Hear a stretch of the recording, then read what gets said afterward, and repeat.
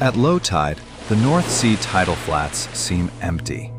Yet, beneath this ground lies a world the sea swallowed centuries ago. Its name was Rungholt. For a long time, it was considered a legend, a German Atlantis. No ruins rise from the water here. No road leads to its houses today. Only between Nordstrand and Hallig Sudfall, hidden beneath silt and tides, does its trail begin. This trail tells of prosperity, storms, and a landscape that made its own inhabitants vulnerable. What happened to Rungholt, and how much of its dark story is actually true? To understand this question, we must return to a coast that looked completely different in the Middle Ages. Where the Wadden Sea lies today, there was once an inhabited marsh landscape. The land was flat, fertile, and constantly threatened by the sea.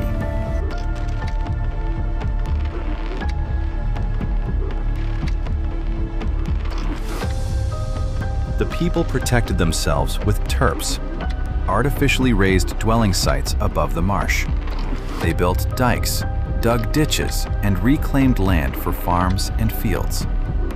Rungholt lay in the Edomsharde, an important settlement landscape on the North Frisian coast. It was not a lonely hamlet. Rungholt belonged to a larger network of farms, churches, and transport routes.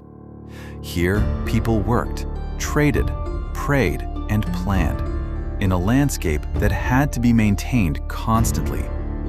The fertile marsh soils made life possible, but they also made the region desirable. Old maps and later reports preserve only fragments of this lost coast. Part of the problem began with the very success of land reclamation. To make the marsh usable, areas were drained and peat was extracted. Peat stores water like a sponge.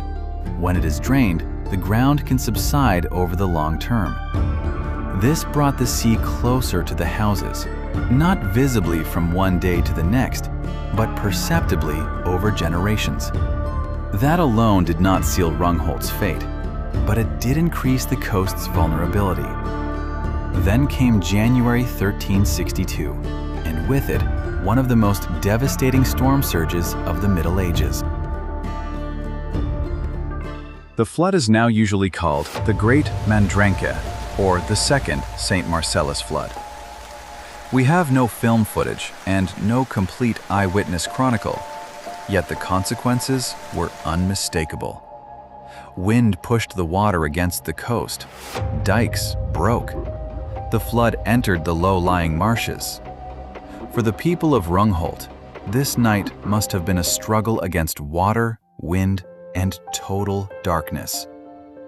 We do not know how individual families experienced the disaster. That is precisely what makes the silence of the record so unsettling. What is confirmed is this: the coastal landscape changed fundamentally. Settlements and transport routes were lost. Rungholt did not simply disappear from a map. It gradually vanished from the visible world.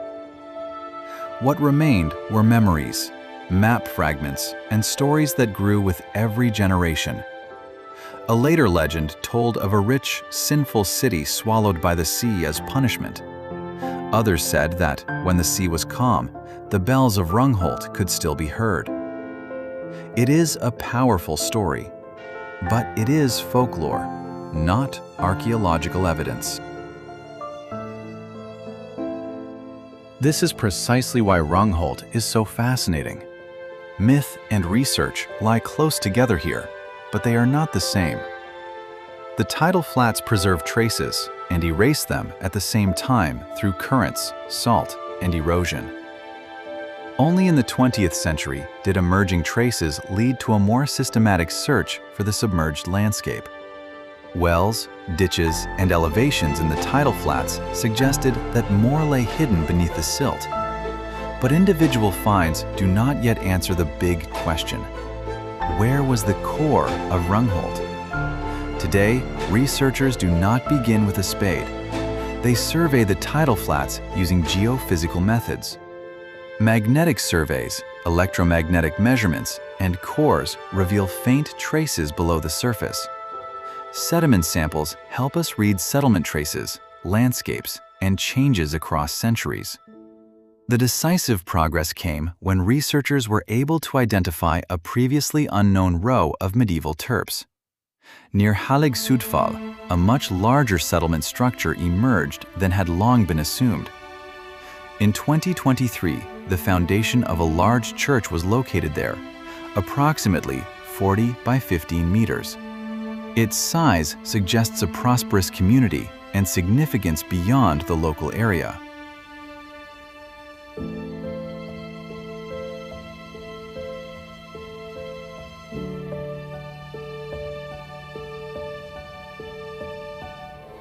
In 2024, the teams published a fuller picture: 64 terps in an area of about 10 square kilometers. For the study area, the estimate is about 1,000 to 1,300 people. This does not turn the legend into a fully excavated site, but the real settlement landscape is becoming ever clearer. This is the real turning point. Rungholt is not merely a legend. Research can make its outlines visible. Much still remains open: the exact course of the flood, individual fates, and the full settlement picture. The mystery does not depend on invented monsters. It lives in the gaps the sea has left behind.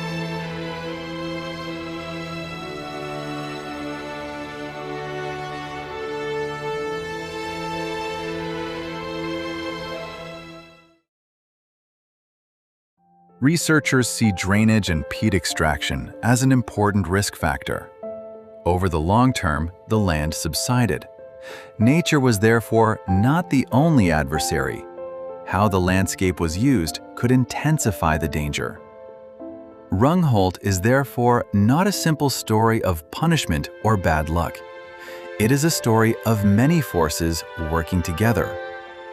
Even today, the sea continues to change this archaeological landscape.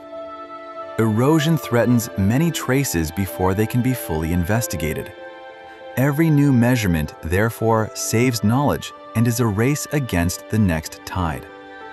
When the water falls, only a wide, silent expanse seems to lie here. Yet beneath this silence lie the outlines of farms, dykes, paths, and a church. There is no evidence of bells. No curse explains the disaster. And yet, Rungholt remains mysterious. Science does not give us a perfect view of the city. It gives us something more valuable: a real trace. Rungholt is not only a story of destruction. It tells us what people can create on risky land, and of how quickly a landscape can change its form when sea and people meet.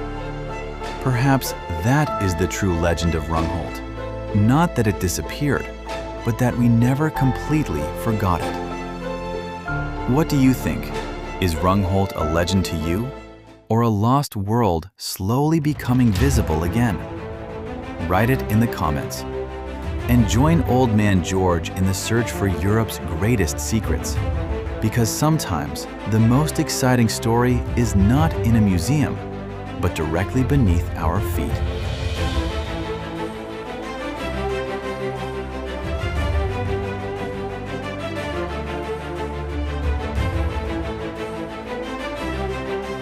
If you liked this video, you definitely have to watch this one too.